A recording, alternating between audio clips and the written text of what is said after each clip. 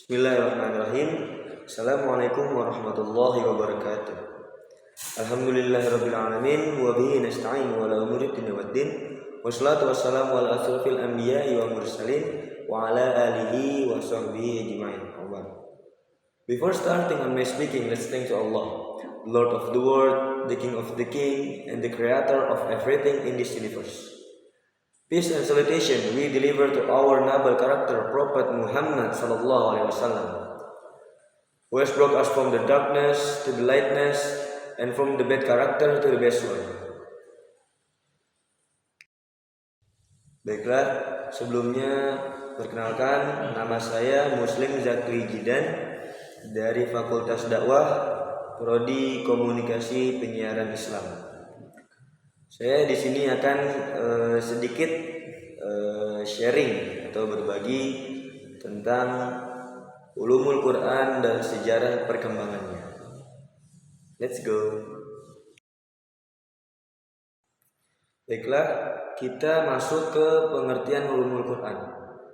Pengertian ulumul Quran secara etimologi merupakan ungkapan kata yang berasal dari bahasa Arab yang terdiri dari dua kata, yaitu ulum dan Al-Quran. Kata ulum sendiri merupakan jamak dari kata ilm yang merupakan masdar dari kata alima ya'lamu yang berarti mengetahui. Sedangkan Al-Quran merupakan masdar dari kata qara'a yaqra'u yang artinya membaca atau bacaan.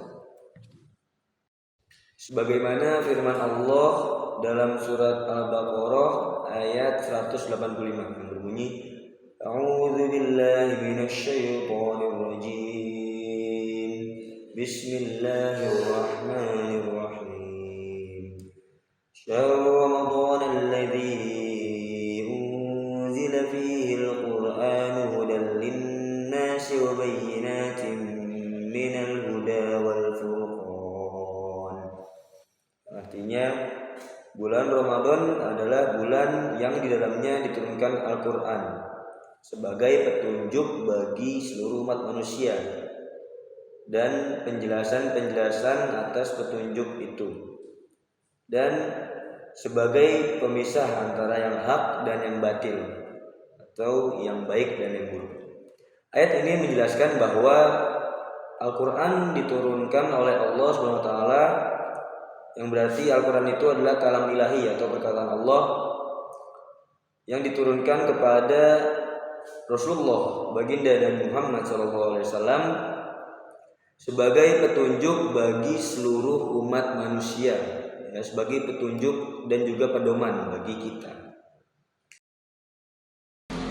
Lalu adapun pengertian ulumul Quran menurut Syekh Az-Zarqani dalam Manahil Al-Irfan, yaitu cakupan pembahasan ulumul Quran mengenai urutannya, penulisannya, pembacaannya, lalu ada kemukjizatannya, nasikh mansukhnya, dan hal-hal yang mengenai penolakan atas keraguan Al-Quran dan yang lain-lain sebagainya.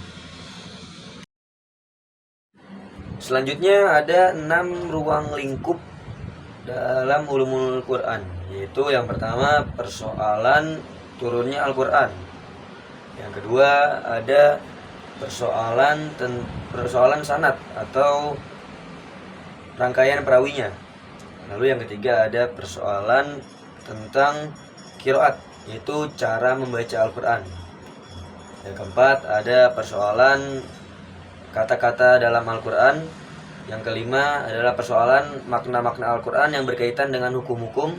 Lalu yang terakhir ada persoalan makna-makna Al-Quran yang berpanutan dengan kata-kata dalam Al-Quran. Ada banyak rujukan kitab yang membahas tentang ulumul Quran.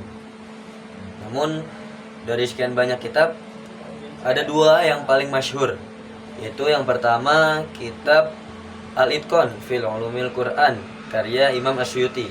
Dan yang kedua ada kitab Al-Burhan fil Ulumil Quran karya Imam Az-Zarkashi. Menurut Dr. Kiai Haji Ahsin Sakho Muhammad MA, Al-Quran dilihat dari 3 dimensi, yaitu dimensi yang pertama, dimensi penulisan teks Al-Quran. Pada dimensi ini, ahli qiraat dan rasem meneliti ciri-ciri khas penulisan Al-Quran pada zaman kekhalifahan Utsman bin Affan. Lalu hasil penelitian tersebut dikirim ke negeri-negeri Islam, yaitu diantaranya Kufah, Bashrah, Syam, Mekah, dan Madinah. Lalu dimensi yang kedua adalah dimensi pembacaan teks Al-Quran. Dimensi ini dipelopori oleh para ulama qiraat. Semua cara pembacaan teks-teks Al-Quran ditulis secara detail, juga dengan para perawi-perawinya. Lalu yang ketiga atau yang terakhir adalah dimensi pemahaman Al-Quran. Pada dimensi ini membahas tentang pemahaman terhadap teks-teks Al-Quran, atau disebut juga ilmu tafsir Al-Quran. Pada masa kekhalifahan, perkembangan ulumul Quran ditandai dengan munculnya kebijakan-kebijakan para khalifah. Yaitu yang pertama pada masa kekhalifahan Abu Bakar As-Siddiq. Pada masa ini beliau menetapkan kebijakan untuk mengumpulkan atau menulis Al-Quran untuk pertama kalinya, yang diinisiatifkan oleh Umar bin Khattab dan prosesnya ditangani oleh Zaid bin Sabit. Lalu yang kedua pada masa kekhalifahan Utsman bin Affan. Pada masa ini beliau menetapkan kebijakan untuk menyatukan seluruh umat muslim pada satu mushaf, yaitu yang disebut juga mushaf imam. Penulisan mushaf ini disebut Rosmul Utsmani, yang dinisbahkan kepada Utsman. Dan ini dianggap sebagai permulaan atau awal mula ilmu Rosmil Quran. Lalu yang terakhir ada pada masa Ali bin Abi Thalib. Pada masa ini beliau menetapkan kebijakan berupa perintah kepada Abu Aswad Ad-Du'ali untuk memberikan kaidah-kaidah nahwu agar cara pengucapan yang tepat, baku, dan memberikan ketentuan harokat pada Al-Quran. Ini juga disebut sebagai permulaan ilmu i'robil Al-Quran. Pada masa selanjutnya, para ulama melakukan penafsiran secara menyeluruh terhadap Al-Quran. Pertama kali tafsir dilakukan dengan cara atau metode dari mulut ke mulut dan periwayatan. Lalu pada tahap selanjutnya dilakukan dengan cara mandiri, atau secara mandiri dan bersifat sistematis. Maka muncullah tafsir bil matsur. Tafsir bil matsur ini merupakan tafsir yang menggunakan dalil-dalil Al-Quran, perkataan Nabi, dan lalu perkataan sahabat-sahabat dan salafus sholih. Lalu ada juga tafsir bil ra'yi, yaitu tafsir yang menggunakan akal atau pendapat pribadi. Mungkin cukup sekian sharing-sharing singkat kita tentang ulumul Quran dan perkembangannya.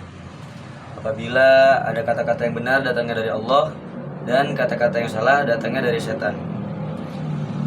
Khairukum man ta'alamal Qur'an wa 'allamahu. Sebaik-baik manusia adalah yang mempelajari Al-Quran dan mengajarkannya. Wabillahi taufiq wa hidayah. Wassalamualaikum warahmatullahi wabarakatuh.